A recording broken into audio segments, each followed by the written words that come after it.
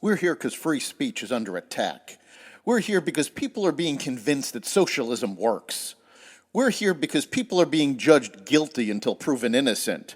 We are fighting back with facts. This is not a safe zone, so buckle up, Buttercup. This is the raw, naked truth.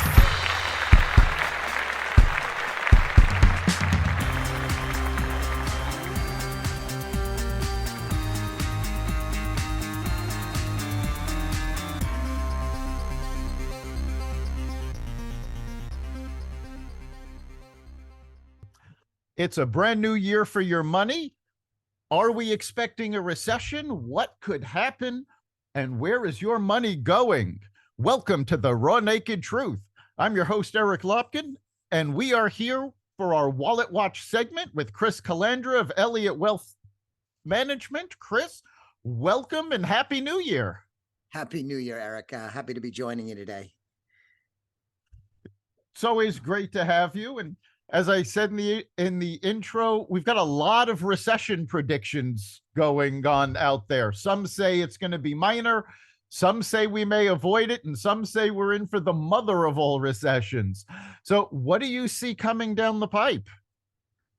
Well, my opinion is a bit more optimistic. I agree with your original premise. There is a ton of negativity out there, and you see this with your everyday American you come across on the street.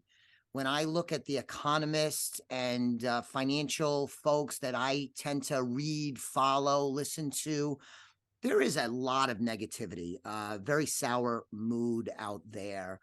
I am a bit more optimistic because I am of the opinion that inflation will come down faster than expected.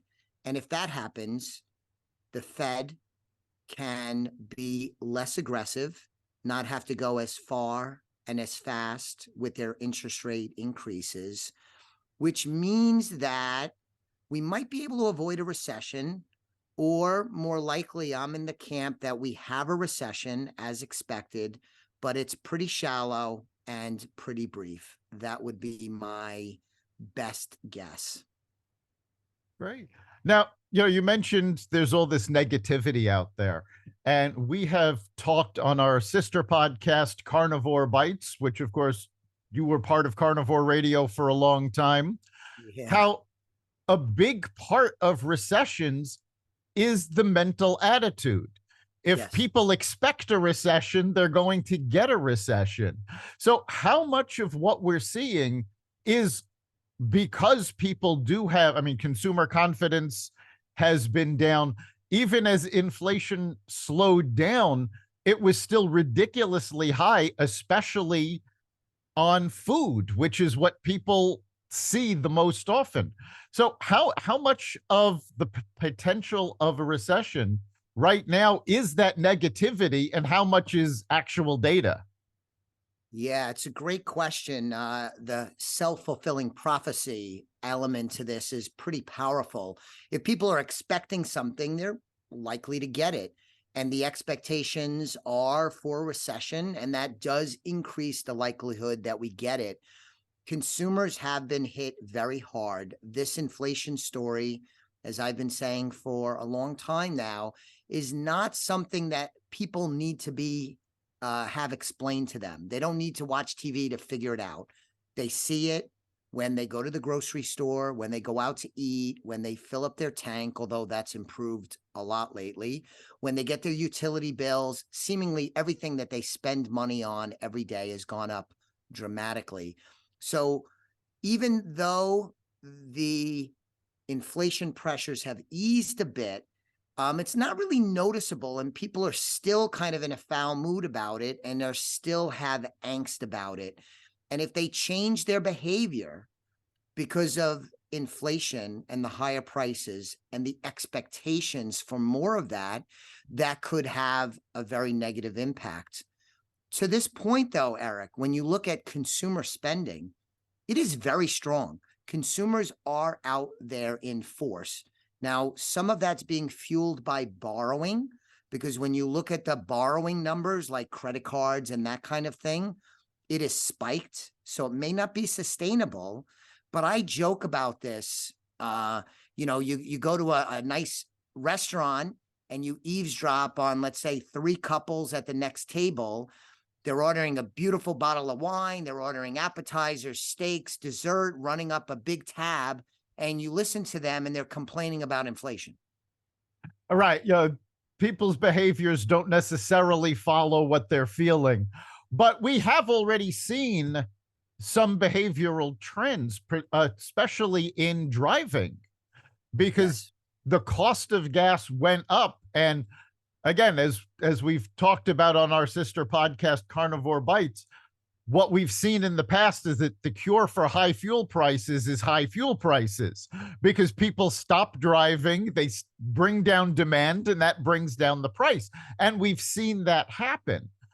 Unfortunately, you can't necessarily eat less. I Yes. mean, you can to a certain point if you're watching your weight, but there's only a certain amount that you can cut out before it's too painful. So we are seeing that behavior. And something else that we're seeing behaviorally, as we were talking about before we started recording, we had a jobs report come out last week that showed the participation rate starting to tick up, but only mildly. We still have a lot of people out there who are unemployed, not looking for jobs, and they're basically living on the money that the government has been sending out. And for our listeners around the country that are saying, well, what, I haven't gotten a stimulus payment in over a year, some states have been supplementing that. California has been sending out stimulus payments, a number of other states. So in very high population, very blue states, the government is still giving away money to keep people out of the workforce. That's right. And the Biden administration, the federal government, continues to spend money to try and stimulate and put money in play, which this isn't a political show, but seems to me to be a very dangerous thing that is being done. Not just the spending. I mean, it's more the scope and the depth of this is very alarming. But you are right about when you went into this inflation period, your average American, and I'm talking stereotyping, broad, not every household kind of thing, because of the stimulus and the aid and the slowdown in spending during the pandemic, they had some reserves more than they usually have. And those reserves, by and large, have gone away. Some states are trying to supplement and replace that stimulus and help. But that does, it seemed to me, explain why you're seeing the spikes in spending. The consumer went through their reserve, their extra reserve, spent that down, and now has chosen to do some borrowing as opposed to changing their behavior. And that probably can't last. So either things are going to have to get better in some way or multiple ways, or they will have to change their behavior, because you can't just borrow perpetually. The American consumer can't. Perhaps the government can. So that's really the play. That's really the play. I am always cautious, Eric, when people talk about the consumer is going to stop spending and that's going to cause problems. The American consumer doesn't stop spending. So I want to be careful about that. You might see changes, but it would have to really be a shock like the pandemic was, where you really see Americans, I think, change their behavior notably.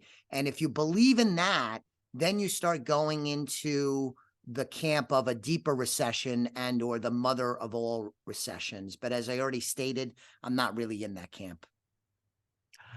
Yeah, you bring up a good point. The American consumer is a spending consumer. They want to spend, they have that desire. And there's also another factor, because spending had dropped so much during the pandemic, you're now seeing necessary spending on appliances that have broken down and need to be replaced.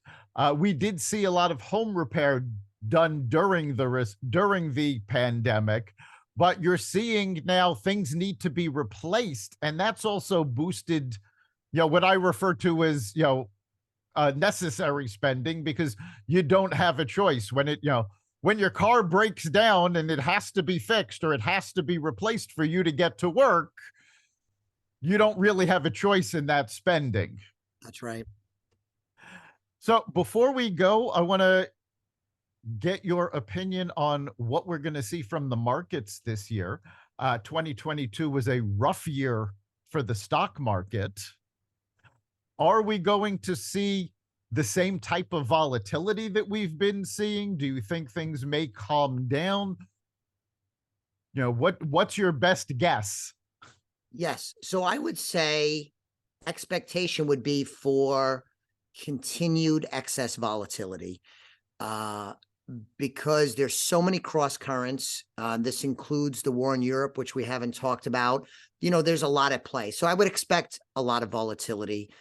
Going back to what I said earlier, my baseline thesis is inflation will come down faster than most Americans, most people are thinking.